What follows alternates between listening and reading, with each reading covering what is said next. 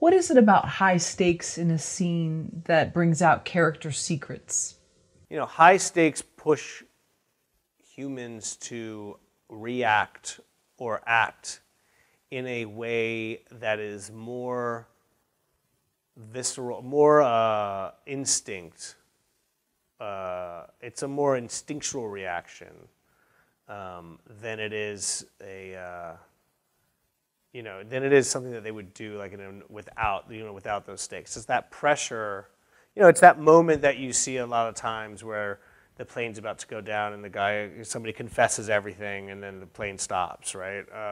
It's the feeling of terror or this is the end or I can't take it anymore that almost pushes everything. It's like when you can't take any more pressure, you have to relieve something. So sometimes when you add enough pressure, that's when a character, to me, kind of goes like, okay, well, I cheated on you once, or like I did this, that those moments, and I think they're real moments. I think they are moments where, like, human nature, where you're put in a situation and you never know you don't know if you're going to get out of it, but you want to get something off your chest, or you want to relieve some other pressure that's already bubbling up inside of you, and you just can't take any more of it. Something's got to give. You got to empty the pressure cooker from somewhere, and even if it's the secret from 6 years ago, or the reason why you're there in that situation, or whose fault you think it is, or who you're in love with, those sometimes help. They help kind of keeping that balloon from popping, or sometimes that balloon pops and everything comes out. I don't know if that makes complete sense, but yeah, it does. Those are good analogies. I like those. Okay. You do have a quote from your lookbook for the film. The most key ingredient to survival is mental fortitude, refusing to accept that the situation is hopeless, refusing to accept that there is a strong possibility that you might die. Do you think you also apply this to filmmaking in a less dramatic way? Refusing to think. I realize that's a really strong analogy to use, but when it comes to getting a movie finished or a production started? Yes. Filmmaking is mental fortitude. Refusing. Give me the quote one more time. I haven't read it in a while. Sure. The most key ingredient to survival is mental fortitude, refusing to accept that the situation is hopeless, refusing to accept that there is a strong possibility that you might die. Yeah, I mean, that quote was written for our survival expert. Yes, I would say that filmmaking is about mental fortitude as well. I would say that if you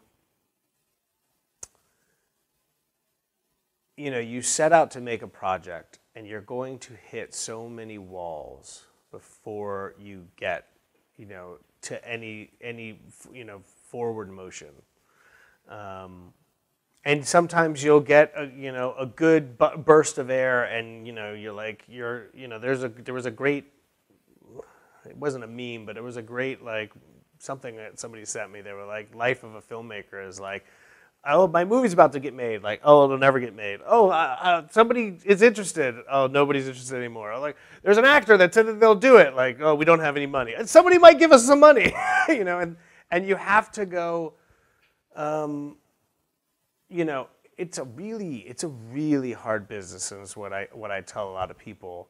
You don't do it because you really want to just be a filmmaker. You almost kind of have to get some story out there.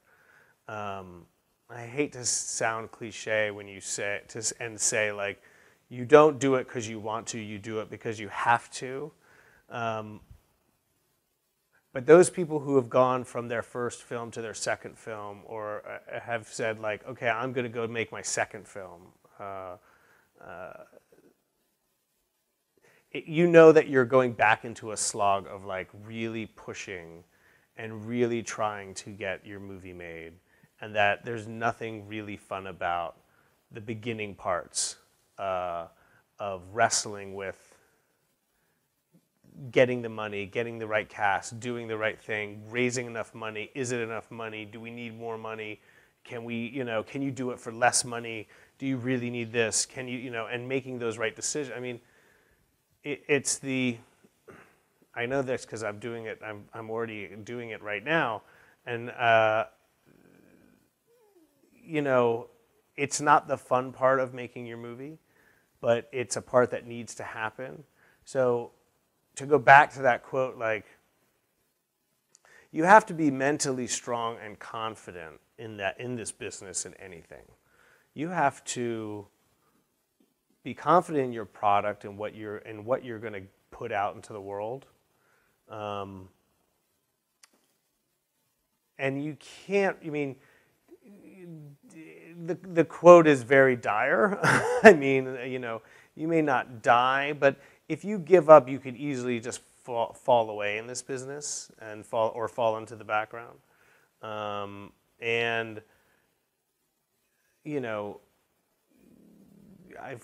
You have to keep pushing your product, or keep pushing to get your stories out there.